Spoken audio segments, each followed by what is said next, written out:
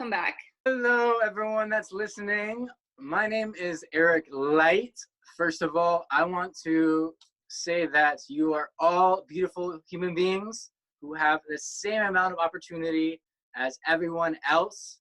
And before we get started, first, I would just like to thank this wonderful woman for having me on.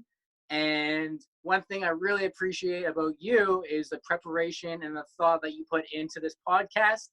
Out of all the things I've done so far, you're the most organized and most prepared. So Thank you. But you're welcome. So before we get started, I know you might be having a busy day. You might be going from place to place, wherever you're listening. Things get hectic. So let's take a few deep breaths right here. So loosen up those shoulders, close those eyes, whatever you got to do. Just keep that back straight. And then let's take a nice big inhale.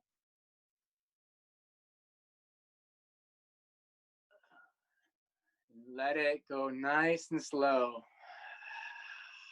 Breathe in and out through your mouth. Really feel that breath go in. Feels good. And one more. All right, let's do this. Well, I guess you kind of went over your name. So tell us your age, what you do for work, and then tell us all about your story. My age, I just turned 26 in April. So getting halfway to 50, about that. And what I do for work right now, that's a very good question. I, like many other people, have been affected through this COVID situation. So right now I am waiting for the second phase in Manitoba to open up before I start venturing back out into that world. So a little about, I guess, what I do, what I did do, how I got here, all that fun stuff. So why I am on this podcast today is this wonderful lady asked me to come on and share my story. So I said, why not? So I guess you could say I am a former drug addict, a former childhood trauma survivor who was bullied massively, all that fun stuff. So to go over my story, let's start it from before I was even born. And to really understand how that happened and how I got to be here, we need to understand even deeper. So I came from a family that truthfully loved me as best as they could. But I think the one main thing we need to consider here is there's a fine line between attunement and love. You can love someone but not be attuned with them. So in my parents' case, growing up, they loved me, but you see, the thing is with our parents is sometimes they're dealing with their own demons themselves. And when you fail to see the needs that you have not met inside, you cannot see the needs of people around you, even if they're small children. So both my parents came from very chaotic childhood themselves. My mom was adopted. She went into a household with an alcoholic father who beat her brothers, who was always threatening divorce on her mom, all of those things. So now she is a product of childhood trauma too. And then she meets my dad. So my dad, when he grew up, he moved to Canada when he was 5. And why he moved here was because his father actually divorced the mother. He split, leaving my dad and mom out to fend for themselves. So they moved up here, and my dad didn't have the best relationship with his mother, so she put him in foster care systems. And if you know anything about foster care systems, they're not good for childhood development at all. So now they're running through their lives traumatized, and we have to remember the time they grew up, which was 70s, 80s, mental health awareness was not where it is today. It was a very old-fashioned approach to it. It was more repress, stuff it down your throat, as Frank Murphy would say from F is for Family. So they can come to meet each other, and their bond is pain. their bond is absolute pain with a little bit of love. Now they say, hey, let's forget the world together and try out this thing. Let's see if it works. So out pop me. So growing up, it was very chaotic. Um, Normal conversation in the morning throughout the day was not a peaceful tone. It was kind of like this throughout the day, and that's how things got communicated. So like automatically growing up, it was being I was being fed chaos from the start, and it was like a free for all in my house growing up with myself, my brother, and my parents. It was who could be the loudest to outdo each other. And when things like that happen, like there's not a lot of communication. And it was clear to me that my parents' marriage there was something a little off. They didn't communicate like normal people, and that really put me at a major disadvantage going into school. So now I go into school this neurotic mess, not having social skills, scared of being yelled at, scared of speaking up. And the only thing I was taught was repress, kick things under the carpet, and go to the extreme to be accepted. So I tried that out in school, didn't work out too well.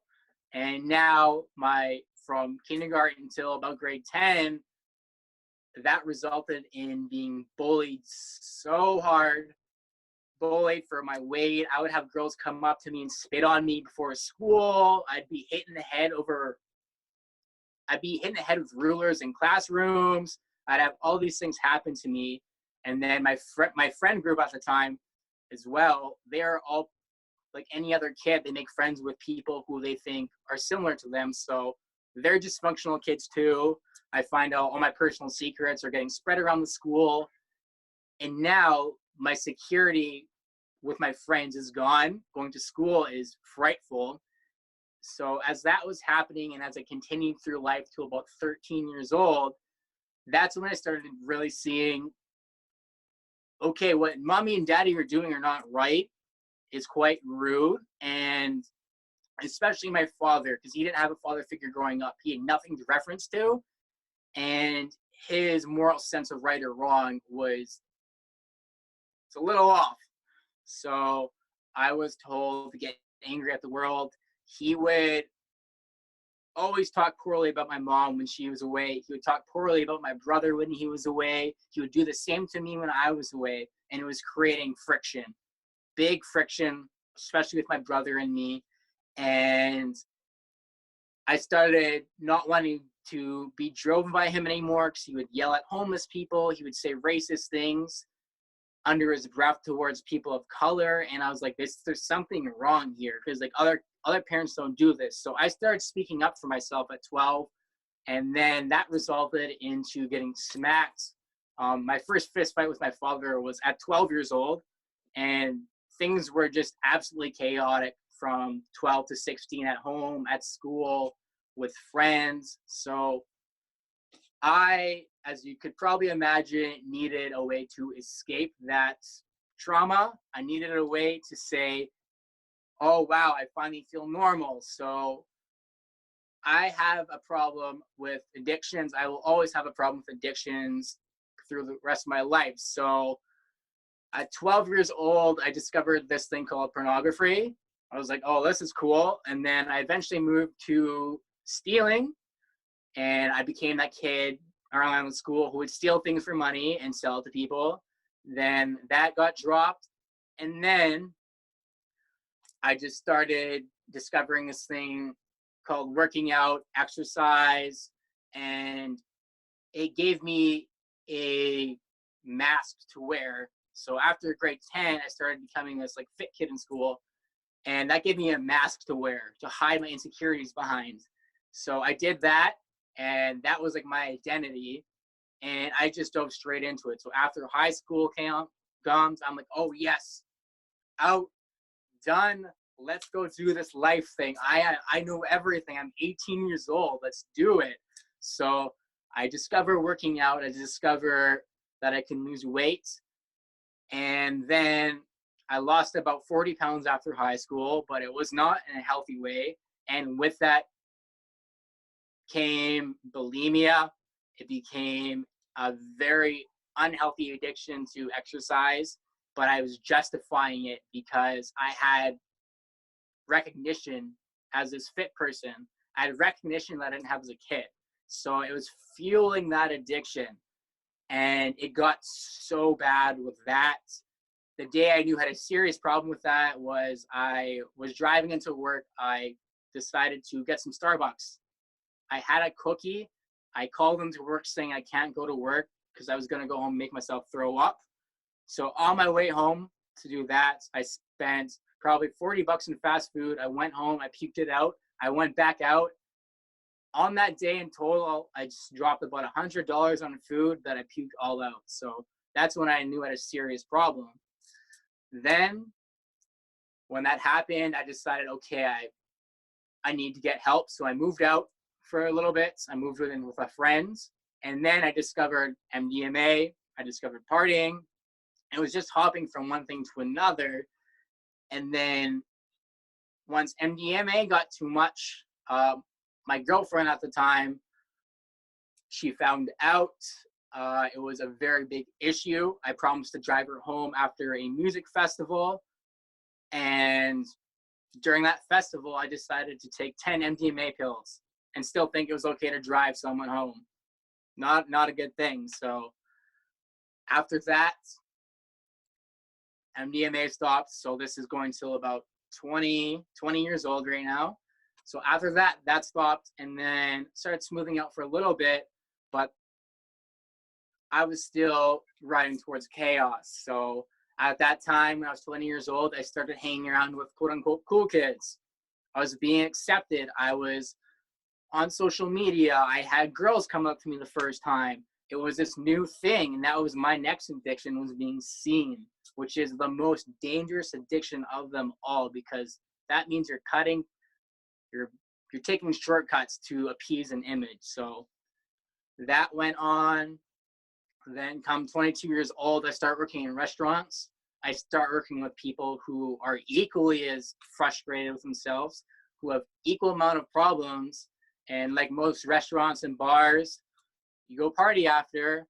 And when you go party after, there is this substance called cocaine that is passed around like it is a healthy snack at a luncheon. So I dove straight into that. I was being accepted. I had these things going for me. And all of it was a result of not paying attention towards the trauma that was dealt with. So now I'm 22. It's like casual for that year. Then 23 and 24, it's a free for all. Within 2 years, from 23 to almost 25, I dropped a good $50,000 on cocaine, on alcohol, all of these things. Yeah, so it's quite remarkable, to be honest. So now, while these things are going on, I'm trying to be this popular guy. I have my own business ventures going on, and these are really just a method to try and show the world a lie that I'm putting on when they didn't know the real issue. So now I'm going through interviews. I'm preaching about mental health. I'm preaching about all these things. And the truth was, I couldn't be any more from a hoax. I was actively using at the time. So that turned out great. So come February 2019, 24 years old, I just launched my first project. I was working with people who were not the best partners. It was a very tedious process. I lost a lot of money. It took a lot of energy out of me. And that's when things were like at its peak. So everything that went on, by this time, I'm like suicidal now. I'm drinking mouthwash. It was just so insane. So after that event happens, I just go on a week-long $2,000 cocaine bender. I'm like doing it almost every day. And then by that time, my body's, it's given out money without me noticing. So the last night where like my life changed significantly was February 28th, 2019. Started off like every other night, went into a bar, drank, found drugs. As the night went on, found more drugs, decided to pick up homeless people to do drugs with them because I was just so alone.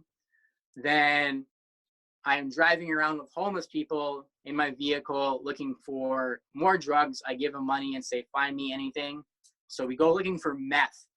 And thank God we did not find any because I would not be here right now. There is absolutely no doubt. So after I say goodbye to that person, I'll go pick up more cocaine. So I'm about like 5 grams deep in 24 hours. And come 6 o'clock or whatever in the evening, my heartbeat jumps significantly. My vision is now going in and out, in and out, in and out. And it was the most terrifying experience of my life because that's where I found out we are so fragile and death is a real thing. So I was faced with a decision. Do I do one more line that's on my bed and call it a life? Or do I call an ambulance and hope to God I make it through this thing? So at this point, I'm living back home. And as the ambulance is on its way, I walk downstairs and I tell my mom, tell my dad, I might die. There's an ambulance coming on its way. And that's how that night went. So made it through. My resting heart rate when the ambulance picked me up was 147 beats per minute. 147, that's like a HIIT exercise, but that was my resting heart rate. So made it through. And then February to October of 2019, the drug stopped.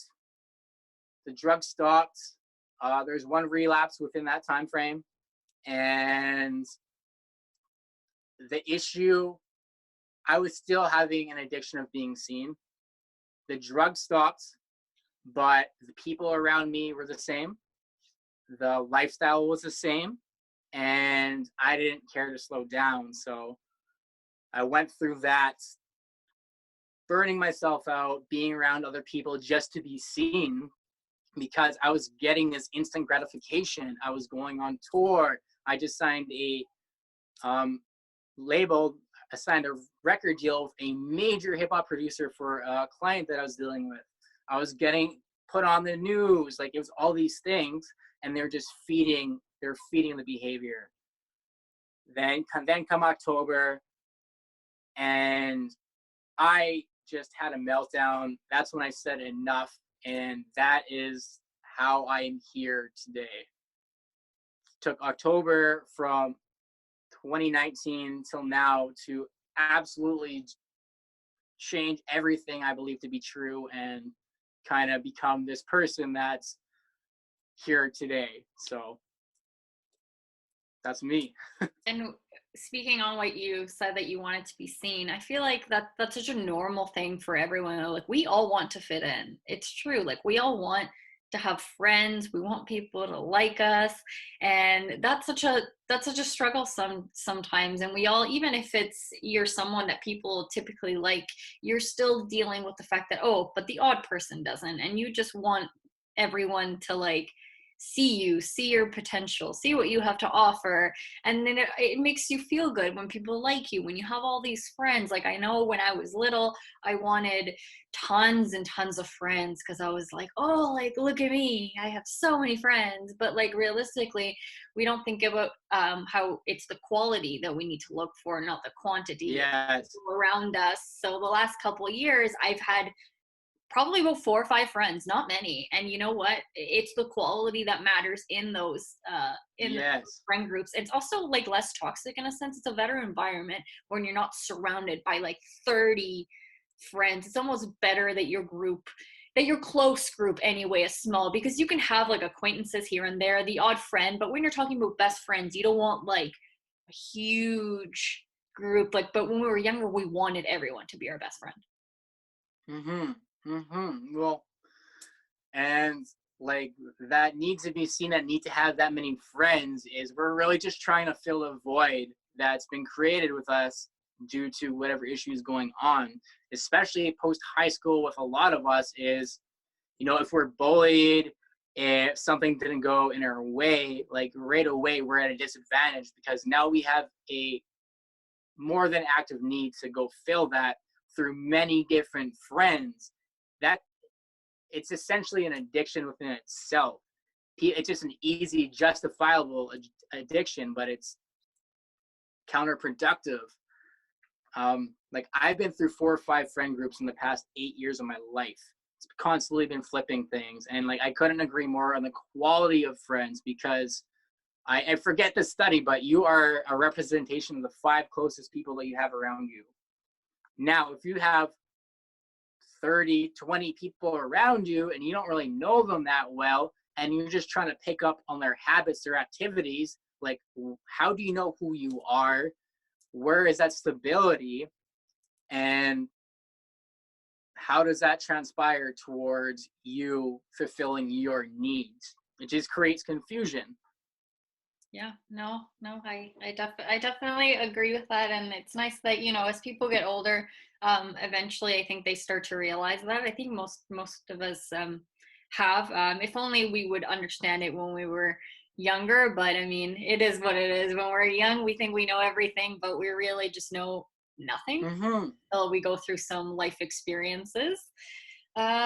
Yeah, so I guess, I mean, you kind of answered this in a sense. You said since October till now, you've been doing a lot better. So kind of go into more detail with that. Like, how have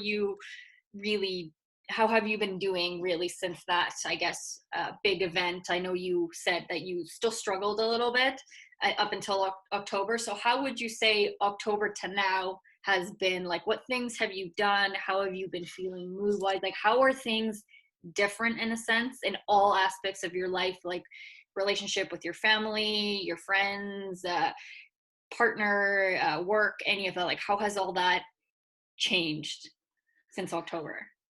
That's a great question, and thank you for asking me that. That's so there's a few things. So come October, I let go. I walked away from everything. I walked away from friend groups. I walked away from people that I thought were mentors that were actually toxic for me. I let go of 2 ventures, and I gave myself permission to slow down. I said it's okay to not know what is going on right now. It's okay to do that. So prior to October, I was like still working at it a little bit. I was learn what meditation is. I learned the benefits of that. I really started reading and writing every day, but my intentions with it weren't really, they were scattered. I didn't know what I was getting out of it. So come October, I burnt out, and I said, I'm just going to work right now, and I'm going to devote my core being to self-improvement and walk through the fire. I knew there was issues that would never be resolved if I didn't actually take action, because like that's what understanding an issue is. It's not acknowledgement, it's understanding it. And when you understand it, that entails you wearing that burden on your chest and going forward. So October, I decided to check in with NA meetings, see what that's about. Decided to get in touch with my spiritual side a lot more, and really start taking initiative on my overall health, my approach to things. I was not the person who I wanted to be during that time, and there's just a lot of changes needed to be done. So I guess to answer your question of like what I've done since then is I've embraced constructive criticism to a T. I've ripped off all the band-aids. So went to NA, tried that out. It has its place for some people. If for me, I kind of felt like there was no hope after those meetings, and it's good I got that foundation, I got that support, I got that comfort that we all need. Like it's gonna be okay. But I wanted to go further. I have high standards for myself. I always have. So after that, I decided I'm going to walk into therapy and just get it over with, right?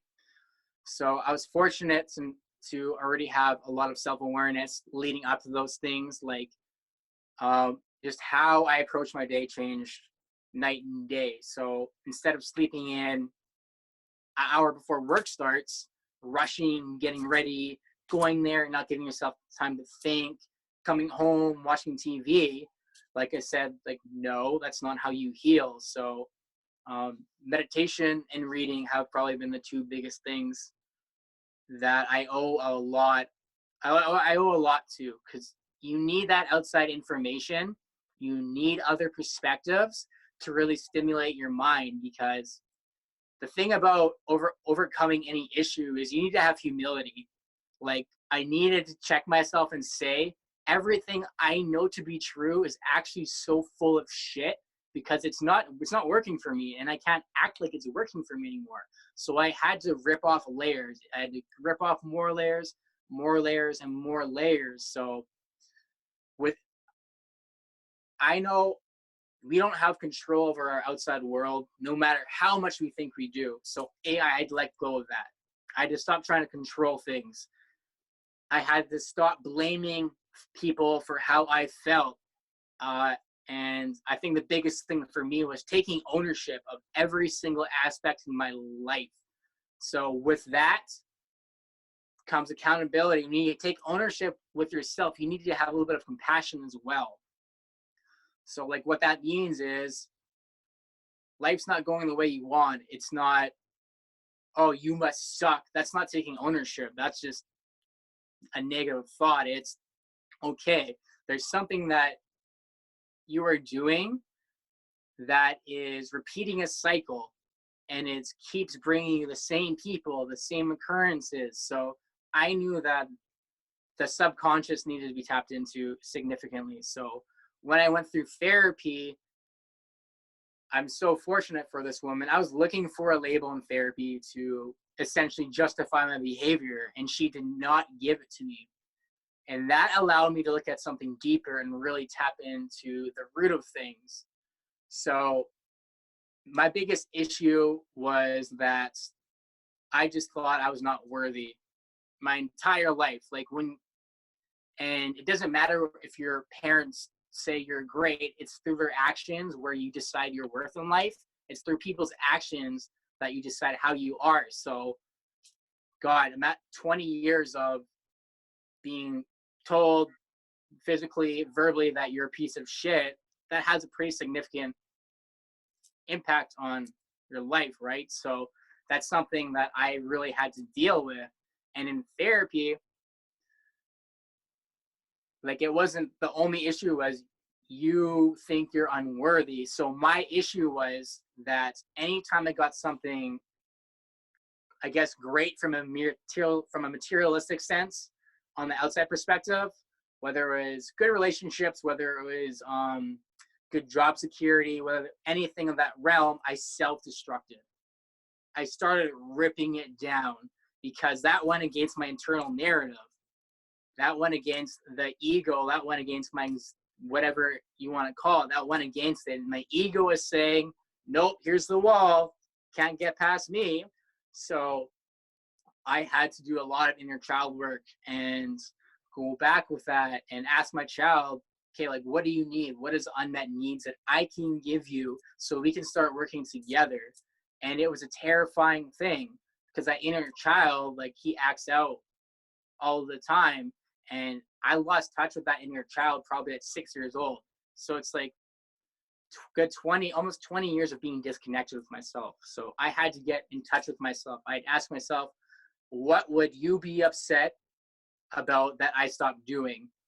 What would you be upset about in every aspect of life? So I had to reconnect with myself and ask, okay, like, what actually means the most to me in life? What do I want out of this thing? Like, what's my why?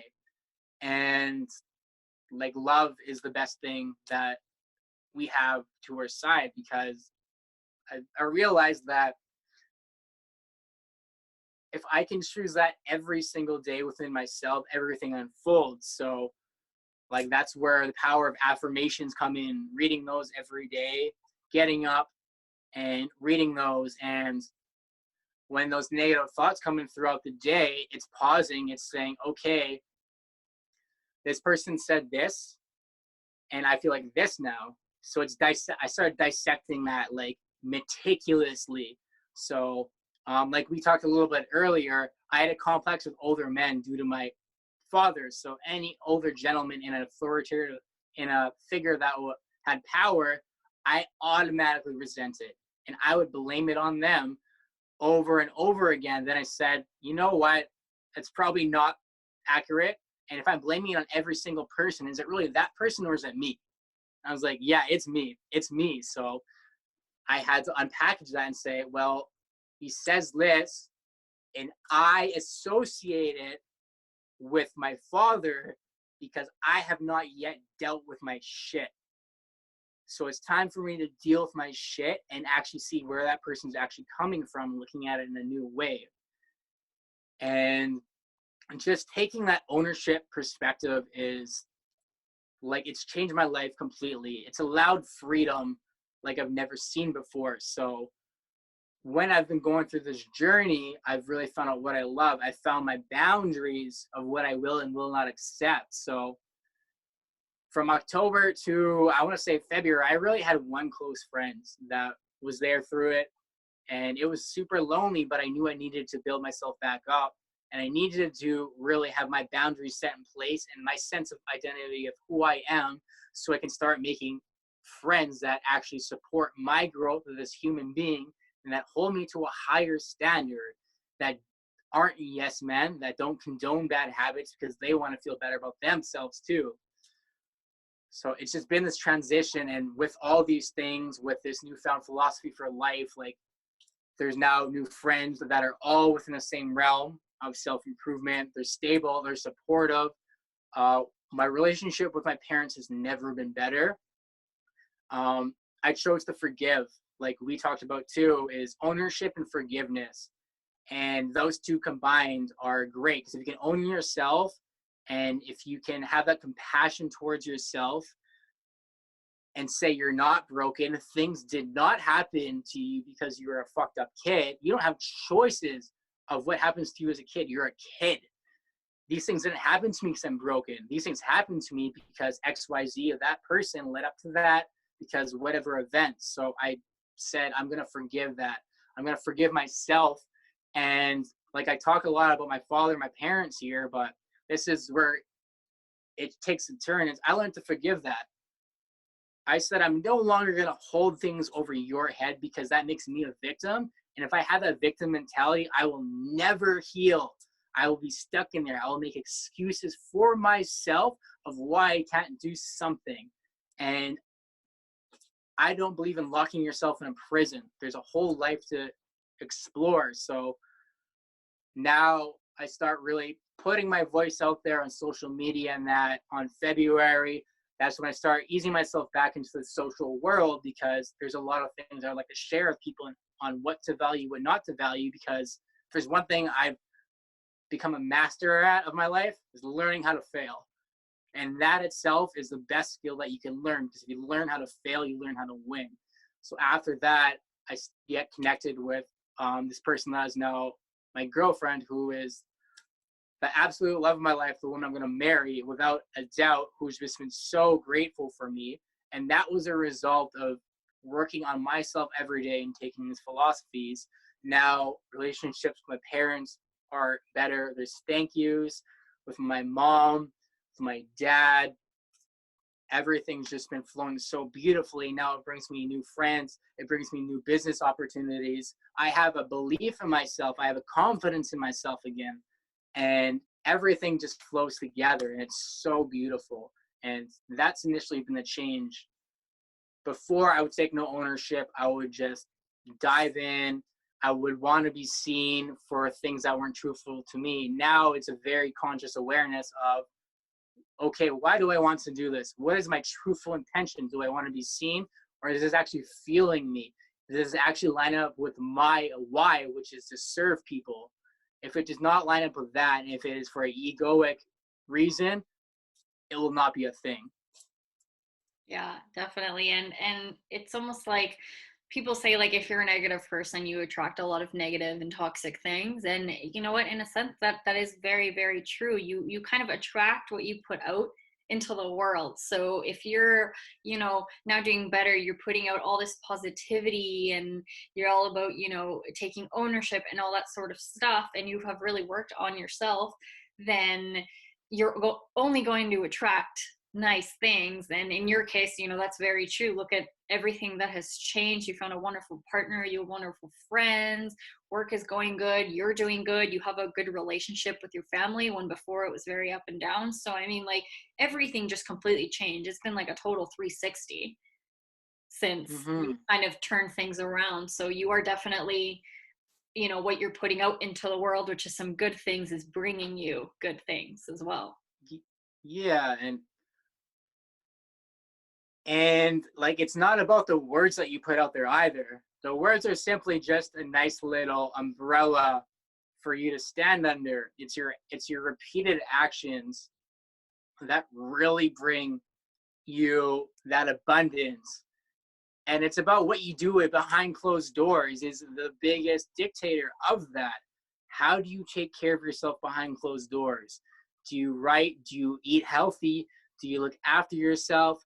Are you writing down these negative thoughts? Are you taking ownership? Are you incorporating discipline in your life? Because if you're doing those things, that's going to deter so many negative things around you. People will not even go close to you, and you might get confused because those people that once gravitated towards you no longer want anything to do with you. And that's not a sign of you. That's a sign of your growth. That's a sign of you saying, I'm growing. And especially in that predicament, like, those people still have a mask on. You took yours off. You took yours off, and they just don't have the courage to take theirs off. So they walk away or they lash out on you. So I took it off, and it's just great. It's absolutely beautiful. And I I forget the question or the point that was going on, but that's where I am with that. Yeah, no, definitely. And I mean, we all kind of put on a mask at some point, and maybe every once in a while we still will. And we were already talking about how it's, change takes time. It's not overnight, and it's not like you woke up one day and you're like, wow, I'm a new person. Like, that is not, absolutely not how it works. You have to work on it for several years. And even then, you have to keep working on it, because realistically, you're never going to be 100%. The odd day, maybe you might feel like you're at 100%, but realistically, like, life throws all these things at you. Your mood's going to change all the time, Mm-hmm. depending on what things are thrown at you and on what stress you have and everything. So it's kind of like you have to spend your whole life kind of working on yourself. And that, Yeah, and and it's you said meditation and reading, right? And you went to therapy as well. Like, different things work for everyone, right? It's all different stuff. Like, I have my own stuff too that I found has been um very beneficial. Like, for reading, for example, like, what kinds of things do you typically read that help? oh boy. So when I first started reading it, I just needed to learn how to look at the world in a better way. So I don't read any fiction. I like things that stimulate my mind, that keep my mind sharp, that I can learn from. So, oh man, right now it's been spirituality from like assorted religions. Those serve a purpose because you start to learn the balance of chaos and order. You start to learn that all these things are necessary. You learn what love and acceptance really is. Then I started transgressing to just like relationships, how to interact with people. So anything that educates you on how to get the most of that person in front of you, whether it's dating books, anything like that. Super interesting to me.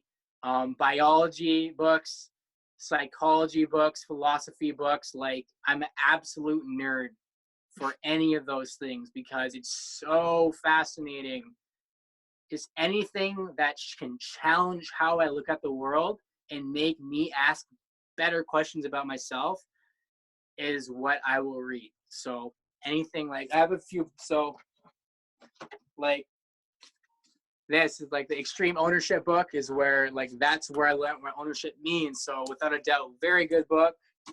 The End to Mental Illness, #1 book of all.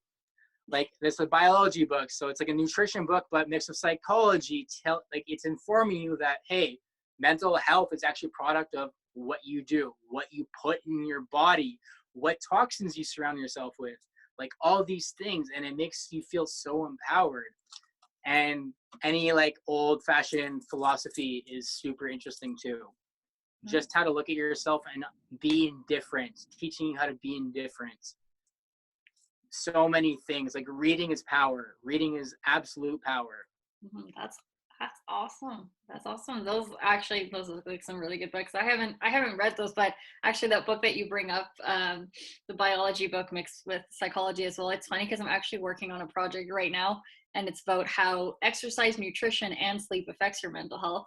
So that's actually the topic I got for my project. So I'm actually working on that sort of stuff. So it's like maybe that book could be helpful. I don't know if we can use books as references, but that would probably be a very good one to use. That's for sure. Yeah, so we won't go too far into this because we'll stay on topic. Like Daniel Amen, who wrote that book, he's a leading psychiatrist in America who has like 30 years of experience. For those of you hearing or listening to this, I definitely recommend reading this. How he approaches his patients is he scans their brain first, then makes diagnosis, and he has 11 steps that he goes through to check out different things. But the moral of this story is that it's 30 years of extensive research, and he shows that mental health is actually brain health, because we get confused with physical health and mental health. We think they're different things. They're the exact same thing. Your brain is connected to your it's connected to your stomach. Your stomach has neurons that send up to your brain if something's not working out for you. So it just teaches you how to be truthful to what you put in your body and the effects on it. And I think we need to start being truthful too, that like we can't start off so gung-ho aggressive about everything with our mental health, with our physical health. Like we need to ease into it big time. Like if you stop one thing, you're still doing other things, like celebrate you stop doing that one thing, because that's massive. Learn how to pat yourself on the back. But let's understand life is about forward progression. And like you said, you need to keep working on it for the rest of your life. Like human beings got together and we live in large groups because we're the most genetically inferior being on this planet. That's why we need guns. That's why we need X amount of shelter, all these things, because we're fragile as hell. And we need to accept that. We need to accept that the moment that you stop working on your brain and saying it's good is when things go to shit. It's when things start triggering you, and it's never ending work. And it's that work should be fun. Like, let's learn what that work is. So much fun. You get to learn things about yourself. When you learn things about yourself, you unlock the world around you. You see things differently, and that's so fucking beautiful and powerful. No, it really is. And I knew we were talking about, you mentioned before how you switched a bunch of different friend groups and there was kind of a lot going on. So, and then when we talked kind of just separately, me and you were saying how you have burned a lot of bridges, and that is a term that I have heard, for a lot of people. I have also burnt some bridges. A lot of people that go through their own struggles, their own, demons, tend to burn some bridges. So how are you kind of rebuilding your image, not just to other people, but like to yourself, like how you view yourself as well? So kind of both. How are you kind of rebuilding that? Well, in order to repair anything that's worth repairing and things around you, like you need to repair the image with yourself. And that's like still to my day the biggest challenge I face, I think we all face, is how to restructure that image. So before I looked in the mirror and I just knew it wasn't right. I knew I was troubled. I had so many negative voices in my head telling me what I'm not worth. I, whether I like to admit it or not, I measured myself up to people that didn't achieve much. I let their voices become my voice, which is chaotic in itself, and all of these things. And it was super frustrating for me because I knew I had it in me to achieve a lot more things out there. And I had, especially in that addiction phase, I had so many people pull me to the side because they'd hear me talk and they'd hear how intricate I would be. They'd say, like, what are you doing, man? Like, you could be doing so much better. And like one night, for example, it was after work, someone who's a regular, this like emergency plastic surgeon brought me to his house to have him to talk to me about this. I never met the guy in my life, but he just sat me down. He broke me down. I almost cried in tears because it's so true. But the thing is, I could never believe it because I thought it wasn't true. I would deny those things so much, and it would just cause me to use more. So what I had to do come October is start to accept that, like, I'm an equal. Human beings are made out of the same biological matter as everyone. Whether you're in a wheelchair, whether you're in a third world country, we all are made of the same matter. We all have brains that work for different reasons, and everyone's so different. And that's a beautiful thing. And I needed to accept that and say, like, look, shit happens to me, and I need to accept in my adult life it happened to me because of me, but that's okay. That's okay because now I can learn from it. Now I can take what I learned and start applying it. And that was super exciting for me. And so I started the work of any negative thought I told myself. I had to rip it off. I had to say no. And I had to keep driving myself forward. So, like, that was a process within itself. Like, that's where therapy comes in. That's where you need someone to say, like, you're not broken. And even my therapist would listen to me talk, and she'd be like, I hope you know I'm learning more from you than you are from me. And just hearing those things, like, that even caused a breakdown too, because I'm not used to those things. And like, it makes me so teary talking about that right now because it's such a sensitive part to me. So how I had to reframe myself is, first, again, it's ownership and humility. You'll hear me talk about so many things. It's saying I was wrong, and I've been wrong so many times in my life, but now I can start to learn and apply this, and now I can start to grow and understand I'm a growing human being that has so much love in myself. Now it's all love, and like how I build that up is just, you need to write things down every day, and you need to tell yourself these things. Whether you think it works or not, it works because it's going in your mind. Once you put it in your mind every single day and you yell it, not just like an example is one of them. My first one is I'm worthy of love. I don't just say it, I'm worthy of love. I say it like I am worthy of love. I make myself feel that stuff, and that goes so far. So now I'm able to repair bridges and present myself in a different way because I found my purpose. I found the love within me, and I start letting that pour out. And I'm the first one to admit when I'm wrong. I don't lash out on anyone. I accept ownership. Even if it hypothetically is not my fault, I will still look at myself and say, could I have done differently to prevent that? Because that means I'm always learning. And people see that humility in me. They see that vulnerability, and it's just raw. Like that's what everyone should have as a human being.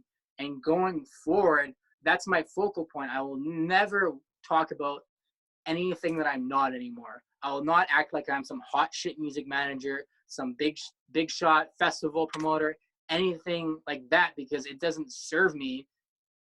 It never taught me any good habits. Now it's all about talking about what I learned from my mistakes and understanding that, like, our job as a human being is to contribute and take what we learn and push this world forward.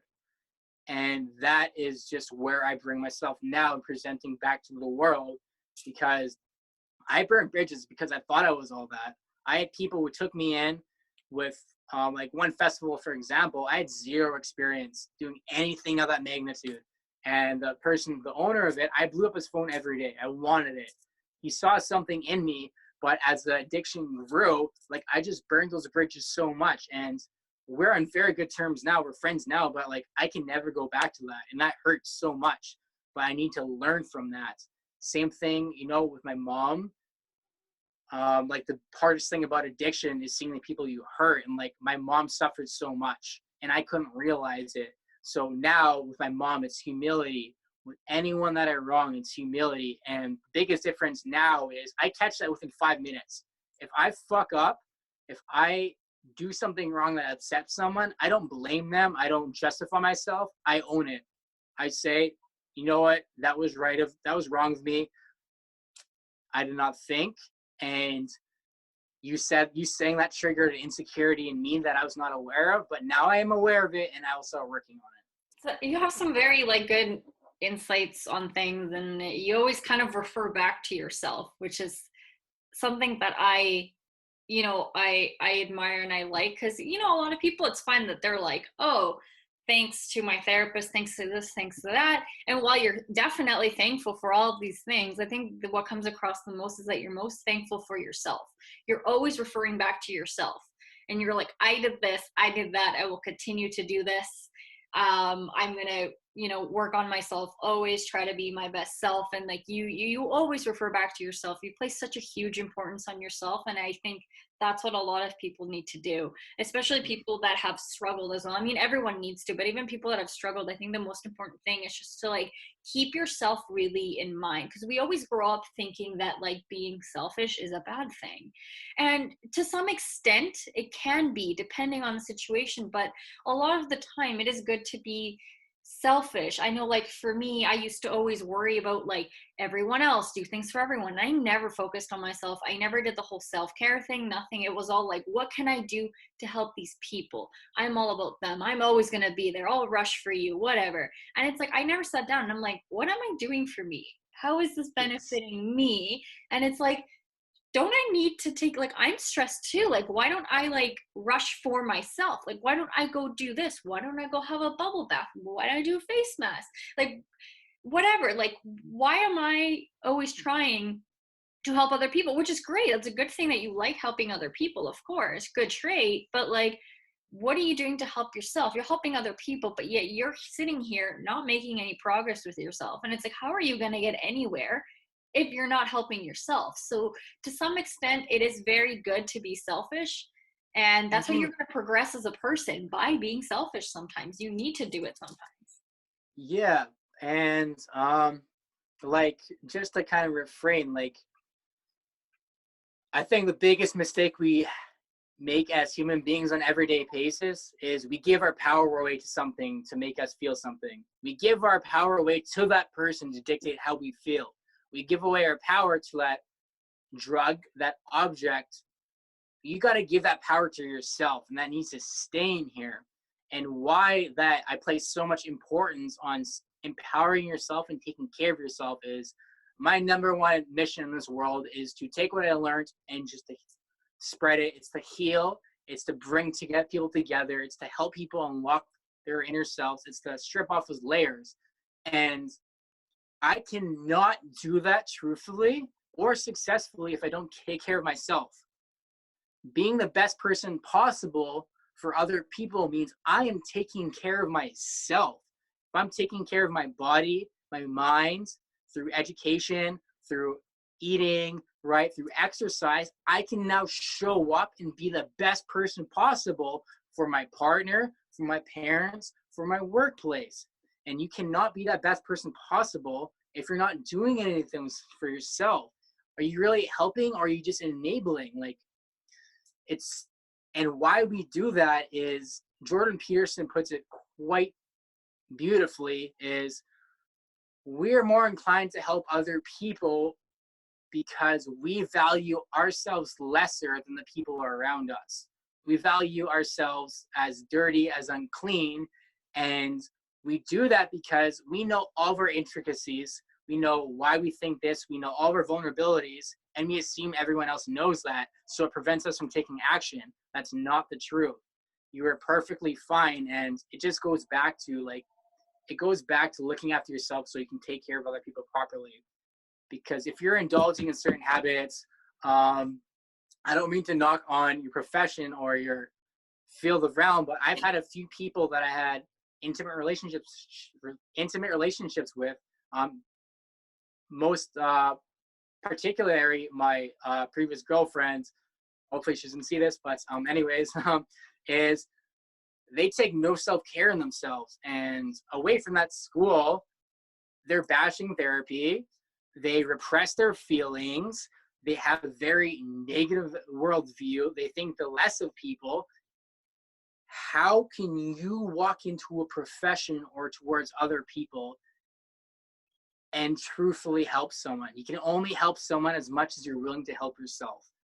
And God damn it, I will stop at nothing to help myself the most I can so I can help other people to my best ability.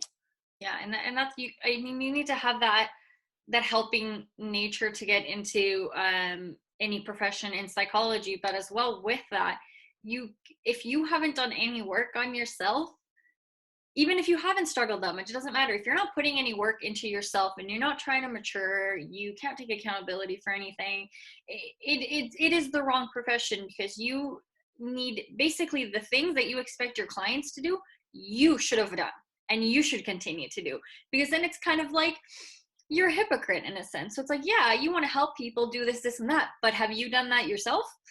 If you haven't, then, how do you expect your clients to believe you, right? They believe you. Obviously, they don't know your story. You're not there to talk about you, but like the way you speak, and they'll see it in the way that you speak and the way you approach things. They can tell if you've actually done the work yourself or not. They can tell if you're very passionate about what you do because you have done the things that you're expecting them to do, right?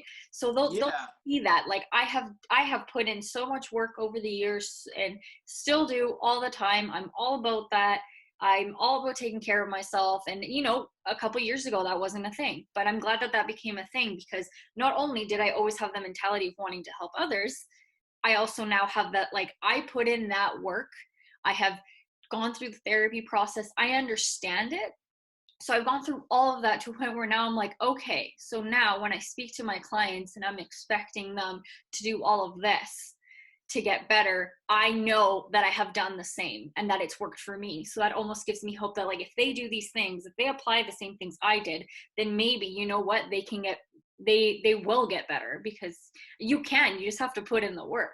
So it's like, if I did it and they believe it and they know it themselves, they'll probably be, look where she is now. Look what she's doing. And now she's helping me. Let me do the same. Mm-hmm. And like, it's just so important to do that. Like, not even in psychology, but in so many professions, like, that dictates how that person's going to heal. And like, you are now responsible for that person to a T, to her actions. And you can set them up for success or failure.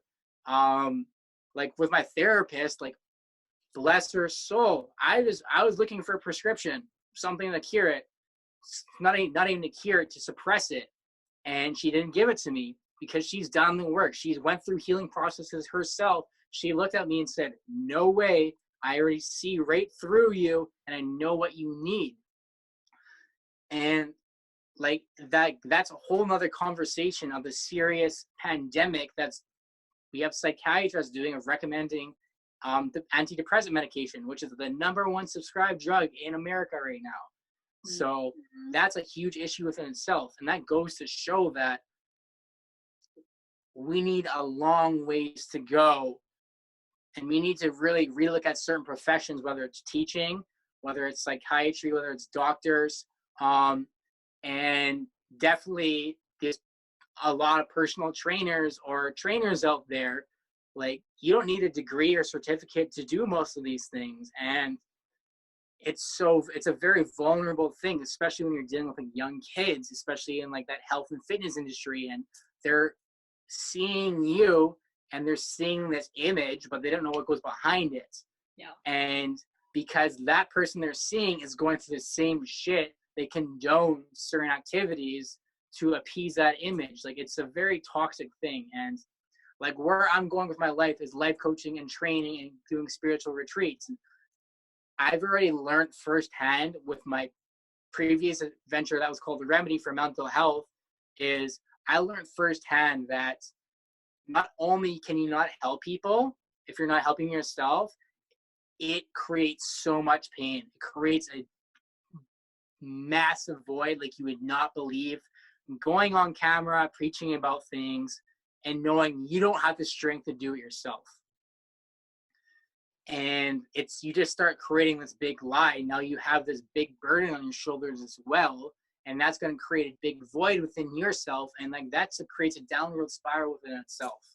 Yeah, definitely. And I'm actually just talking about the therapy. I'm actually going to in the description add a few links because with doing my group project looking for mental health resources, I've actually come across some places where they will treat you like they'll give you therapy no matter what. Even if you have troubles financially, there's some places that as low as $13 will give you a therapy session. There are some places like that actually around here in Winnipeg that we do not know about because we always assume therapy is over $100. Most of the time it is, but there are a few places here that do it based on your financial situation, which I think would be helpful, especially for us young people, the young people that are working part-time, or the full-time people that are living on their own and all their money goes to their bills. So I'm going to actually add some of those links in the description for anybody that wants, because you can get therapy for like $13. And I think that's a huge thing. Like, I knew there was one place that did that, but I didn't know there was more than one. I think I found at least 3 that actually so I'm gonna definitely add those, so everyone just watch out for those. And I know some information on one of them, but I can attach more information on that as well. Yeah, well, this is a different kind of it's not really off topic because we were talking about the partying and all that sort of stuff. So I'm kind of wondering, like, do you think that, party culture in a sense glorifies like alcohol and drug use? And I know we kind of talked a little bit about that, but for everyone, obviously that wasn't part of that conversation. What do you think about party culture? And do you think it, glorifies this in a sense? Because when we talk about, we already spoke about this, that when people go clubbing and stuff like that, it's almost like there's a huge emphasis on doing those things to have fun instead of the emphasis on the having fun. So what do you think about that? Like, I don't know if it's essentially glorifying. I don't know if it's glorifying because that's how they make their money. So I think it's a simple advertisement. But alcohol companies like that, they have a lot of money to throw on things. People will take that. So we have a long ways to go towards filtering out what the media puts into us as far as balancing between alcohol versus mental health things versus that. But if you're a young person, it's like these drink specials that are $3 shots and all of that. Like, I won't name one club in here, but absolutely, like, there's promoters who I was around it, I seen it.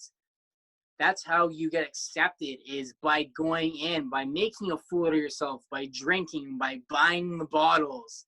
And people don't want to speak up about it because it's something that's swept so far under that carpet. And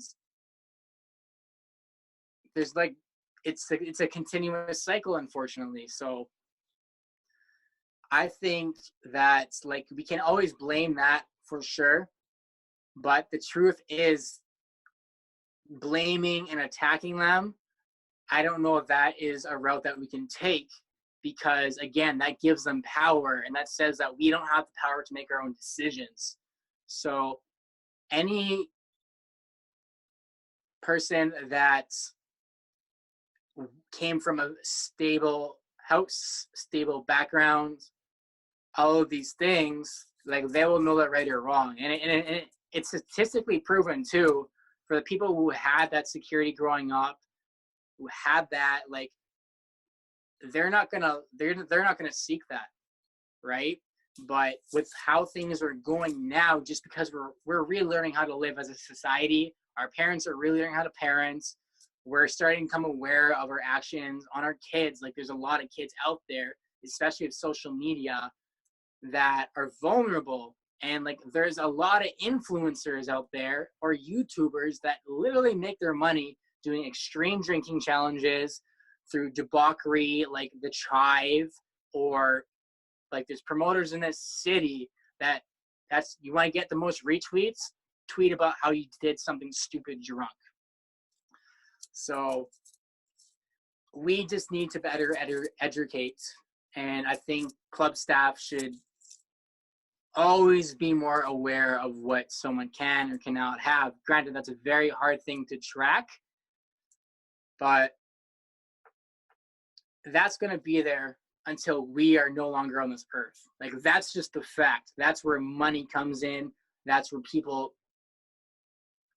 feel themselves. It has its place. It's a necessary evil for sure, but we just need to do a better job of educating younger and educating parents and understanding that you don't need to do those extremes to feel accepted. So it's a bit of both.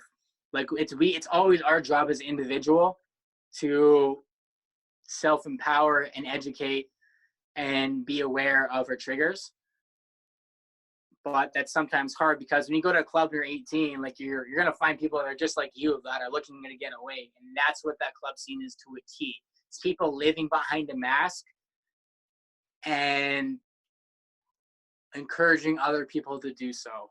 So if you're struggling with anxiety and that, if you're struggling with self-acceptance, going to the club's not where you're gonna find any of that. You're gonna find a shallow form of it. Then when you realize one day that, wow, I'm so miserable, all that's going to go away because you truly found your value.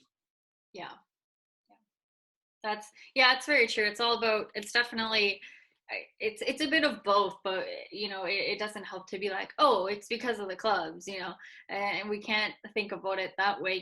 That's the kind of entertainment industry in a sense. It's just how it is. They have music, and obviously they're going to have alcohol. It's not going to attract as many people if you just offer like pop. It's just kind of like the way it is. And these clubs have been around for forever. So, it's totally, it's definitely not on them. And that's just how the industry is, which is fine. And sometimes, if you want to get drunk one night, I mean, you get drunk one night. It's not like you go out one night and all of a sudden no one's saying that you're going to be pounding back drinks every single day just because you go have a night out every once in a while. That's not what we're saying here. And I would say definitely clubs don't encourage that. They don't say, oh, keep drinking every day. They don't kind of encourage sort of behavior. It's just like on a weekend thing, maybe every once in a while. The option is there for you to let loose, have fun, forget about your worries,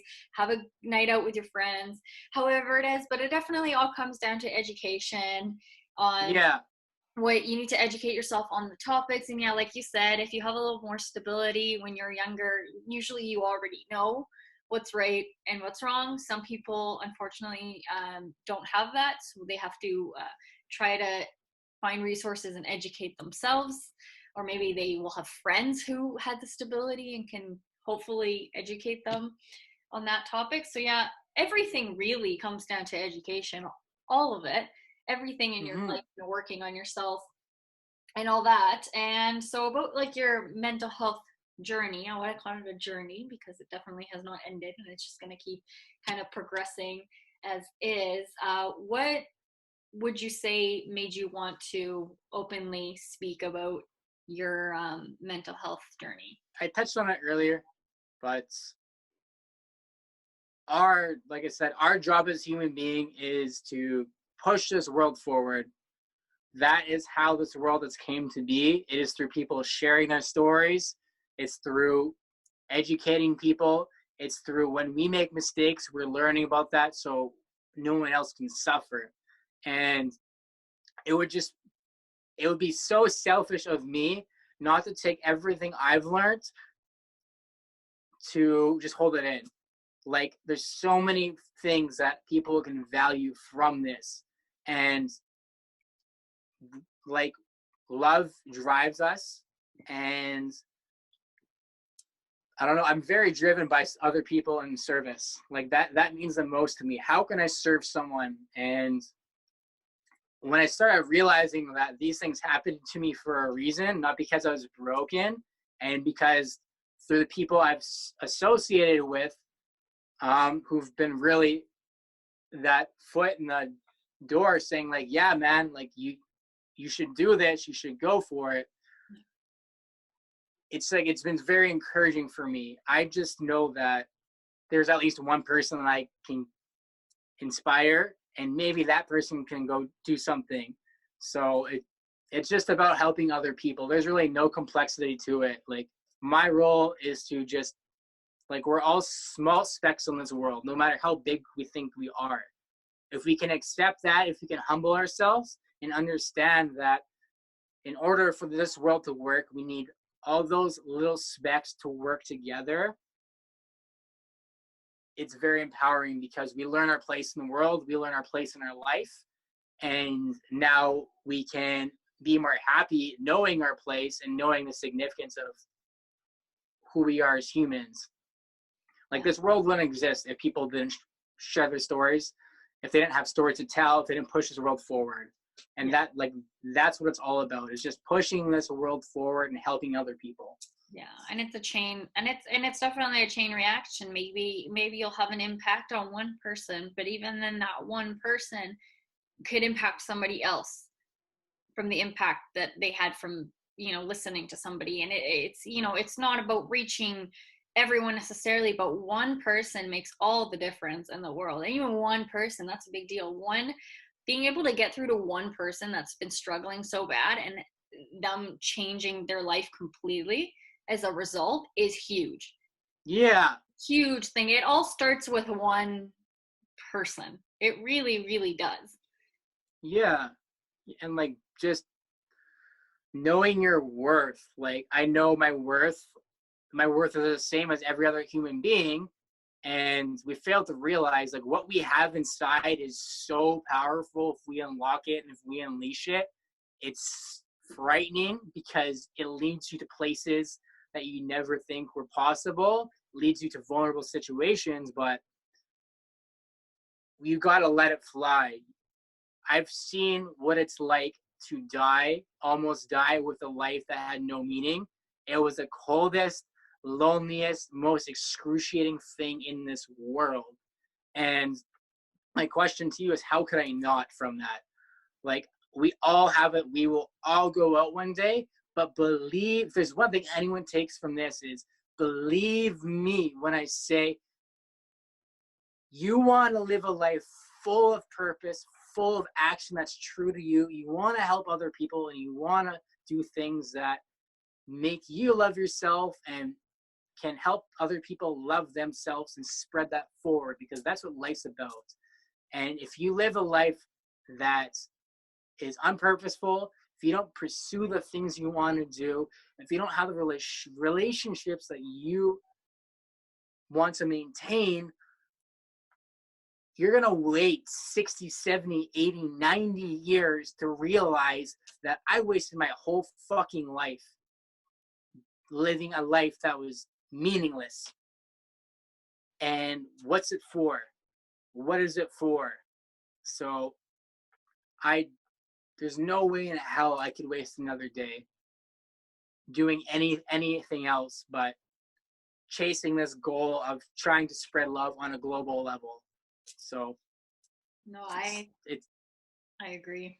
I definitely agree. And there were just the kind of to wrap this up a little bit of the discussion here. We kind of talked about this, just us, but we talked about kind of the role of genetics and how, you know, we are a product of our parents and our parents are a product of their parents, and how everything from way, way back gets passed on to us ultimately. So I kind of want to talk about like that and how that ties into, you know, your experience with your childhood trauma and how you understood that made you understand that it's not your fault and that it's not even necessarily your parents' fault, and kind of tie that in together. Yeah. So, and I think this just goes for anyone who's trying to forgive another person too. Whether you're in an addiction, abuse relationship, have a bad friendship, like you need to understand that science is a very real thing on human behavior, and it drives us.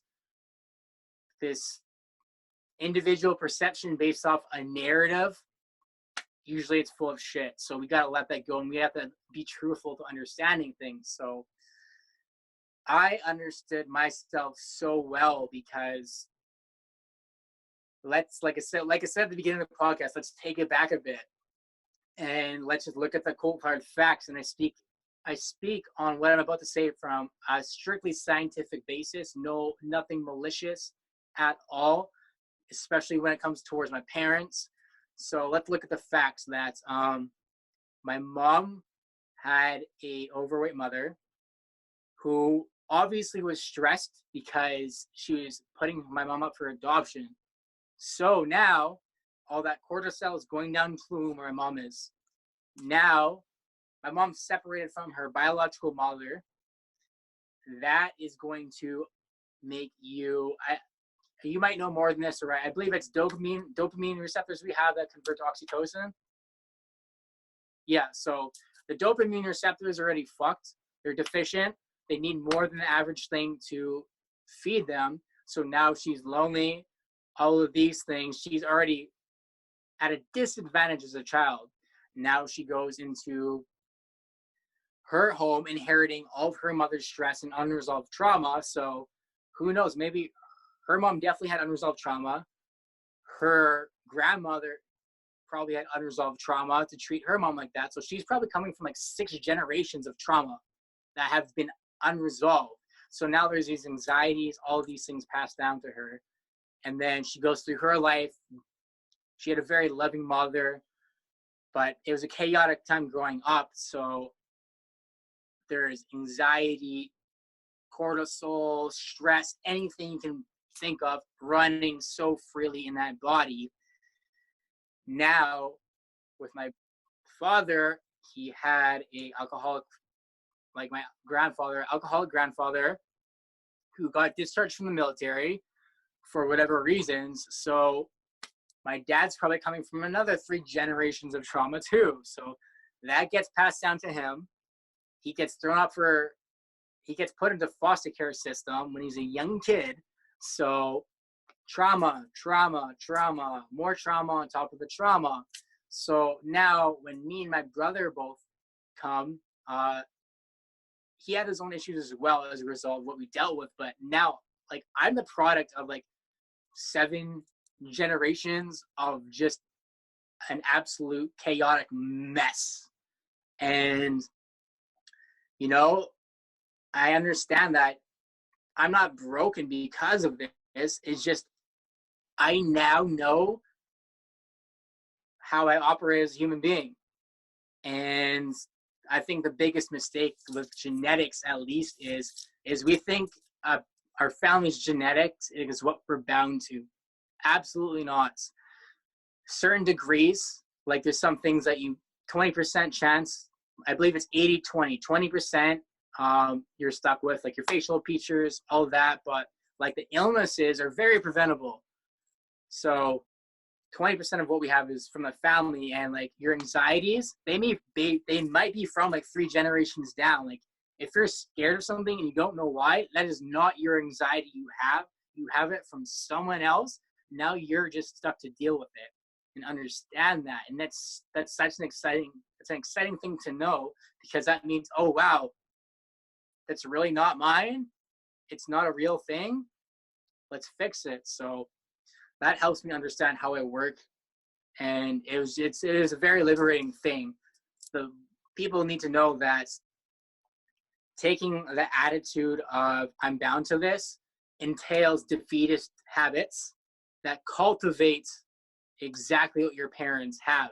If you think, oh, my parents are overweight, my parents got cancer, if you think you're bound to that, you're going to cultivate a life that's going to entail bad habits, nutrition wise, health wise. If your mother had an abusive father, you're going to say that's what I'm bound to. You're going to attract abusive men.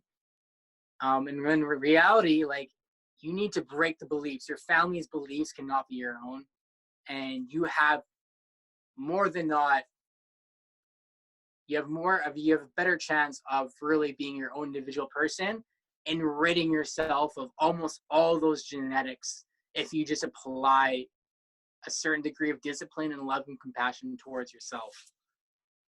No, that's very well said, and I think that that kind of example that you just gave based on your family is going to help a lot of people understand, because we, obviously we know there's a genetic aspect to certain things, but I don't think people really get the full picture, especially when it comes to um, you know mental illness. A lot of people don't understand that, so I think actually the example described it absolutely perfectly, and that yeah, we are a product of other people, but that's still not an excuse, right? And we can prevent a Mm-hmm. lot of the things. We don't have to be exactly like them, because I have heard people be like, wow, well, I'm bound to end up like this because my mom did this or whatever, and it's like Yeah.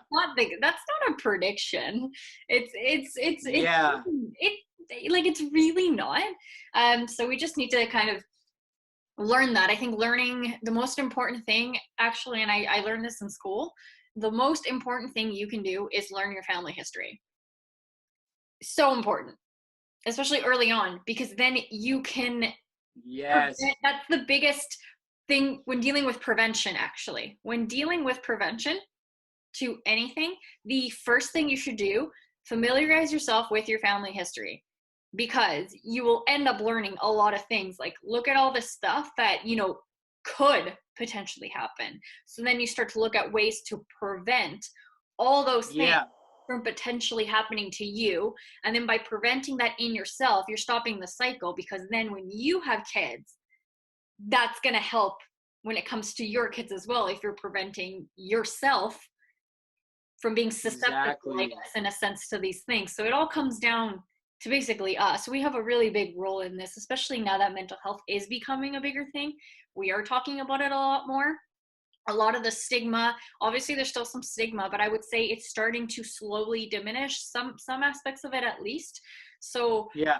I think ultimately, like, it really is up to us to kind of change things, and that's why I do these things. It's more of like kind of awareness and all that sort of stuff. And when people come and share their stories, it's relatable to some people. So many people are struggling that, like, they think they're the only ones, just because they don't know anyone that is struggling as well. And maybe they do know people that are struggling, but people aren't handling it well. So maybe it takes somebody who's done all the work for them to kind of realize, like, oh, look at the things they did, maybe I should try and see where that gets me.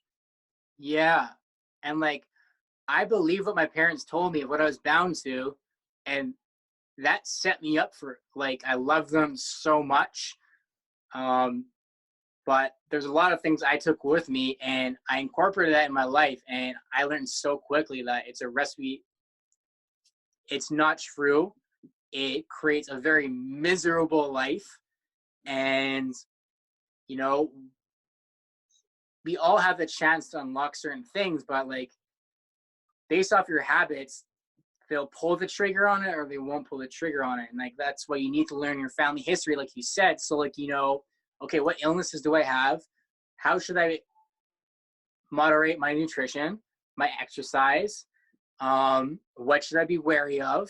And it's not that you're broken. It's not that it sucks. That means you're taking advantage of it. And like, and if you want a family down the road, like, it's so important to know how you live your life is going to affect your kids and then their grandkids, especially your kids. That's why it's so important to start taking action within ourselves, because we just think like these kids pop out and they're their own individual person, and how we live their life before that doesn't affect it, that couldn't be any more true.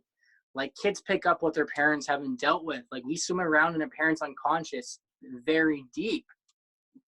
And how your kid develops health wise will be largely in part to how you live your life, the nutrition you put in your body while you're pregnant, how you're taking care of your mental health.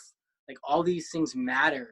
And that's why it's important to know our role. And that's why, like, cooperation and contribution are the two most important things in human life. So I guess to wrap this up, do you have any final words or advice to anyone out there that you could just kind of leave with them? To final advice is love yourself. You're not broken, and you have something to offer to this world.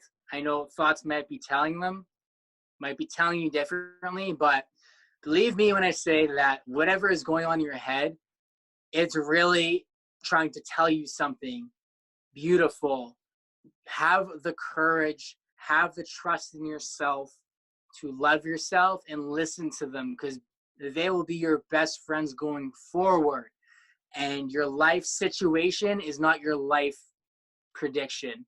Just because you're dealing with something right now does not mean you're bound to it. You have something to contribute to the world. You are beautiful. You have something authentic that people can see in yourself. You just got to love yourself, and you got to be truthful about it. There's so many resources out there. Therapy, there's NA, even write, pick up a pen, track down your thoughts, go for walks every day. Just do little things. And most importantly, surround yourself with information to educate yourself. We have podcasts like this. We have libraries where you can go read. Educate yourself about other things in the world so you can start unraveling the beauty that you denied for so long. And most importantly, you're just worth it. You are worth every penny. Well, that was very well said. That was better than anything I could have said, I feel like. Well, thank you so much for doing this. You're so well spoken, and honestly, it's going to help so many people just to hear your story. I think I know it's helped me to hear it. Just hearing everyone's different views, perspectives on everything has actually done a lot for me. So by the time I'm in school and everything, I'm going to take all of this, including what I learned in school, with me for sure. Yeah. Oh, I can't. All right. So yeah, once again, thank you so much, Erik. This has been awesome. So yeah, everybody remember to it's not a bad thing to work on yourself. Therapy should not be seen as a negative. Any work that you put into yourself, honestly, will be so worth it in the long run. It's a lot of work, but it is so worth it. Yes. Yeah. Yes.